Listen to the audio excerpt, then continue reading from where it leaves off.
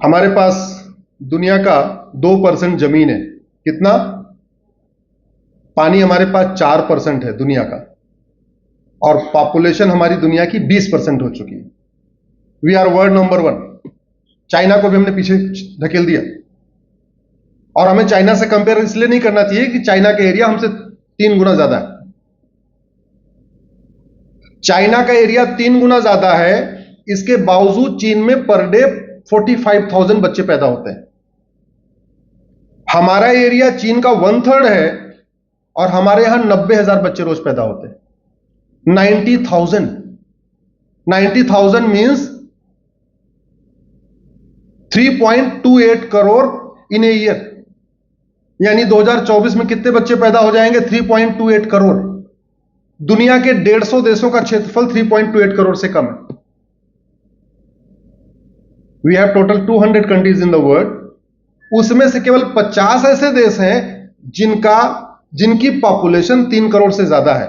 बाकी 150 देशों की पॉपुलेशन 3 करोड़ से कम है। तो यानी हमारे भारत में 150 देशों के इक्वल हर साल नए बच्चे पैदा हो जाते हैं।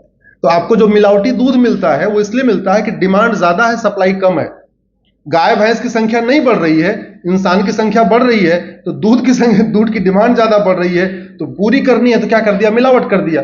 तो आपका जो फंडामेंटल राइट है, राइट टू हेल्थ, वो वायलेट हो रहा है। किसकी वजह से? पॉपुलेशन एक्सप्लोजन की वजह से। राइट? सड़क पे बहुत ज्यादा ओवर क्राउडिंग है, एक्सीडेंट हो रहा है, आप परेशान हैं। जहां आपको 20 मिनट में जाना चाहिए आपको 1 घंटा लग रहा है, आपका टाइम खराब हो रहा है। क्यों? क्योंकि जब तक 2 लेन की सड़क बनती है तब तक 4 लेन की पॉपुलेशन सड़क पे आ जाती है। बहुत ज्यादा क्राइम बढ़ रहा है। क्राइम क्यों बढ़ रहा है? बेरोजगारी बहुत बढ़ रही है। बेरोजगारी क्यों बढ़ रही है? जब तक 2 करोड़ लोगों को एम्प्लॉयमेंट मिलता है, 10 करोड़ बेरोजगार आ जाते हैं बाहर। झुग्गियों की संख्या कम नहीं हो रही है। क्यों? क्योंकि जब तक 2 करोड़ घर बनता है, 10 करोड़ बेघर पैदा हो जाते हैं। 1950 में हमारे देश में गरीबी रेखा के नीचे 10% लोग हुआ करते थे। जब हमारी पॉपुलेशन 40 करोड़ थी तो भारत में 4 करोड़ लोग गरीब थे। आज हमारी पॉपुलेशन 145 करोड़ है, तो 81 करोड़ गरीब है। तो यानी पहले 10% गरीब थे, अब 65% गरीब है। तो गरीबी बढ़ रही, गरीबी घट रही है? जोर से बोलिए जरा। बढ़ रही है। And what is the root cause? Population explosion. So biggest barrier is the corruption and population explosion. I filed multiple PIL in High Court, Supreme Court to weed out this menace. मेरी population explosion पे है कि भैया आप, हमारे पास जमीन 2% है तो 2 बच्चों पे लगाम लगा दी जाए, कानून बना दिया जाए। और चाइना ने ऐसा किया, और एक सर्वे के अकॉर्डिंग 60 करोड़ बच्चों को चीन ने पैदा होने से रोक दिया। 60 करोड़ बच्चों को। अगर हमने चीन के साथ 1950 में 2 चाइल्ड पॉलिसी अडॉप्ट किया होता, आज हमारी पॉपुलेशन जो 145 करोड़ है, यह होती लगभग 95 करोड़ है। 95 करोड़ होती तो थोड़ा ठीक रहते कि नहीं रहते? दूध ठीक से मिलता कि नहीं मिलता? पानी अच्छा मिलता कि नहीं मिलता? सब्जी अच्छी मिलती, जूस अच्छा मिलता, फल अच्छा मिलता, खान पान की सारी चीजें अच्छी मिलती, क्राइम कम होता। पॉपुलेशन बढ़ रही, बस की संख्या बढ़ा रहे हैं, अल्टीमेटली बस की संख्या बढ़ा रहे हैं तो तेल ज्यादा मंगाना पड़ रहा है बाहर से। हमारे यहां तो तेल होता ही नहीं। और जब बस की संख्या ज्यादा बढ़ रही है तो स्वाभाविक सी बात है आपका पॉल्यूशन भी ज्यादा बढ़ रहा है। सो आपके इसमें खासतौर पे बिजनेस क्लास में जो आप लोग करने वाले हैं, उसमें जो बिगेस्ट चैलेंजेस है वो है करप्शन। करप्शन कैसे ठीक होगा? जब हम अपना पुलिस सिस्टम ठीक करेंगे, जुडिशियल सिस्टम ठीक करेंगे, एडमिनिस्ट्रेटिव सिस्टम ठीक करेंगे, टैक्स सिस्टम ठीक करेंगे। भारत में बहुत सारी जो पॉपुलर स्कीम चलती हैं, इसकी वजह से देश के ऊपर बहुत बड़ा बर्डन है। एक मेरी पीआईएल है फ्रीबीज के ऊपर। जब मैंने पिटीशन पीआईएल फाइल किया सुप्रीम कोर्ट में, उस समय भारत के ऊपर 150 करोड़ का डेप्ट था। 150 लाख करोड़। जब हमने पीआईएल फाइल किया था सुप्रीम कोर्ट में, तो देश के ऊपर 150 लाख करोड़ का कर्जा था। अभी हमारी पिटीशन डिसाइड नहीं हुई है, अभी सुप्रीम कोर्ट ने कोई गाइडलाइन बनाया नहीं कि फ्रीबीज को कैसे रोका जाए, अभी चल ही रही है। पहले 2 जज की बेंच सुन रही थी, फिर 3 जज को रेफर हुआ, मामला चल ही रहा है अभी तक। और इस समय भारत के ऊपर 225 लाख करोड़ का कर्जा है। पॉपुलेशन 145 करोड़, कर्जा 225 लाख करोड़। इसका मतलब जितने लोग सब बैठे हुए हॉल में, सबके ऊपर कितना कितना कर्जा है? 1.5 लाख का। हम सब लोगों के ऊपर कितना कर्जा है? 1.5 लाख का। अब बढ़ रहा है, जब तक पिटीशन डिसाइड होगी तब तक क्यों? अब क्यों बढ़ रहा है? पर क्योंकि हमने 1951 के रिप्रेजेंटेशन ऑफ पीपल एक्ट को बदला ही नहीं। हमने पूरी का पूरा सिस्टम, पूरी गवर्नेंस पॉलिटिकल पार्टियां चलाती हैं, लेकिन पॉलिटिकल पार्टियों के लिए हमने कोई मैनिफेस्टो का स्टैंडर्ड फॉर्मेट नहीं बनाया। अल्टीमेटली पूरा गवर्नेंस सिस्टम कौन चलाता है? पॉलिटिकल पार्टी चलाती है।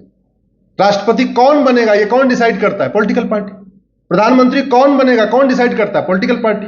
गवर्नर कौन बनेगा? पॉलिटिकल पार्टी डिसाइड करती है। चीफ मिनिस्टर कौन बनेगा? पॉलिटिकल पार्टी डिसाइड करती है। सब कुछ कौन डिसाइड करता है? Political party. और पॉलिटिकल पार्टी के लिए, पॉलिटिकल पार्टी कैसे चलेगी उसके लिए कोई नियम कानून नहीं। पॉलिटिकल पार्टी अगर कुछ प्रॉमिस कर रही है तो कैसे करेगी, वो रीजनेबल होगा, कैसे होगा, उसके लिए कोई नियम कानून नहीं। सारी पॉलिटिकल पार्टियां मैनिफेस्टो बनाती हैं, मैनिफेस्टो का कोई यूनिफॉर्म फॉर्मेट नहीं। तो आप कुछ भी प्रॉमिस कर दो, हम साल में 1-1 लाख रुपए देंगे, हम साल में 1.5 लाख रुपए देंगे, हम आपको स्मार्टफोन भी देंगे, हम आपको ये भी देंगे, वो भी देंगे, जो मन करे आप, सूर्य चंद्रमा तारे, जो जो वादा करना है आप वादा कर दो, कोई लिमिट ही नहीं, कोई रोक टोक नहीं। उदाहरण के लिए, क्लर्क बनने के लिए ऑल इंडिया लेवल पे एसएससी एग्जाम होता है कि नहीं होता है? और वित्त मंत्री बनने के लिए होता है। टीचर बनने के लिए, प्राइमरी का टीचर बनने के लिए क्या होता है? Teacher eligibility test, TET C TET होता है। मैडम बैठी हैं यहां, सब लोग बैठी हैं, बड़ा मेहनत किया बहुत, तब जाके यहां आई हैं। एजुकेशन मिनिस्टर बनने के लिए क्या है? कुछ है क्या? बच्चे बोल नहीं रहे हैं। कुछ क्वालिफिकेशन है क्या? नहीं। पूरी दुनिया में है, हमारे यहां नहीं है। हमारे यहां क्यों नहीं है उसकी बैकग्राउंड है। हमारे यहां इसलिए नहीं हुई क्योंकि फ्रीडम मूवमेंट जब शुरू हुआ तो लोगों ने, कोई 10वीं में था, कोई 8वीं में था, जो जहां था उसने पढ़ाई अपनी छोड़ दिया और वो लग गया। तो जब कॉन्स्टिट्यूशन बन रहा था तो ये बात आई कि सांसद विधायक बनने के लिए मिनिमम क्वालिफिकेशन क्या होनी चाहिए। ये कॉन्स्टिट्यूशन असेंबली में डिबेट हुई, तो उसमें डॉक्टर राजेंद्र प्रसाद, बाबा साहब अंबेडकर, सब लोगों का यह कहना था अगर आप मिनिमम क्वालिफिकेशन सेट कर देंगे तो जो लोग अपनी एजुकेशन छोड़ के आए हैं और बहुत अच्छा उन्होंने काम किया, लीड किया पूरे मूवमेंट को, वो चुनाव नहीं लड़ पाएंगे। फिर चुनाव वो लड़ेगा जिसने कुछ नहीं किया, और जिसने सब कुछ किया पिछले 10 साल 20 साल से उसका कुछ होगा ही नहीं। तो उन्होंने अडॉप्ट नहीं किया, लेकिन नहीं किया, वो चलता जा रहा है, चलता जा रहा है। मतलब इवन होम गार्ड बनने के लिए भी 10वीं पास होना चाहिए, और होम मिनिस्टर बनने के लिए कितना? ऐसी मेरी करीब 200 पीआईएल है। पीआईएल जो फाइल होती है वो हाई कोर्ट और सुप्रीम कोर्ट में होती है। कॉन्स्टिट्यूशन में 2 प्रोविजन रखे गए। एक आर्टिकल 226 रखा गया कि आप उसके जरिए हाई कोर्ट जा सकते हैं, और एक रखा गया आर्टिकल 32, उसके जरिए आप सुप्रीम कोर्ट जा सकते हैं। जा कैसे सकते हैं उसको समझिए। जो आपके फंडामेंटल राइट है, अगर उसका वायलेशन हो रहा है तो आप सुप्रीम कोर्ट भी जा सकते हैं, हाई कोर्ट भी जा सकते हैं। जैसे राइट टू जस्टिस का वायलेशन हो रहा हो, राइट टू इक्वलिटी का वायलेशन हो रहा हो, डिस्क्रिमिनेशन हो रहा हो, राइट टू स्पीच का वायलेशन हो रहा हो, राइट टू बिजनेस का वायलेशन हो रहा हो, राइट टू रिलीजन का वायलेशन हो रहा हो, तो आप उसके लिए सीधे सुप्रीम कोर्ट जा सकते हैं। हमारे कॉन्स्टिट्यूशन में 2 कैटेगरी बनाई गई भारत में, एक पर्सन, एक सिटीजन। 2 फंडामेंटल राइट है जो पर्सन को भी है, मतलब वो भारत का नागरिक है चाहे नहीं है, वो कोई एम्बेसी में यहाँ काम करता है, जो दुनिया भर की एम्बेसी चाणक्यपुरी में है, उनको भी दो दो फंडामेंटल राइट है, article 14 and article 25। Article 14 equality before law, equal protection of law, article 25 freedom of religion.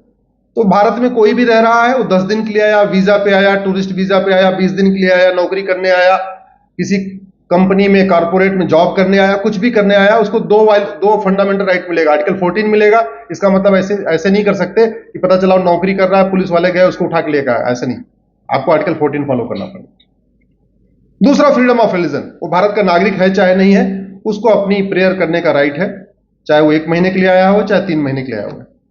Rest of the fundamental rights are only for citizens. So there are two categories. This is the difference between person and citizen. Citizenship is defined under Citizenship Act.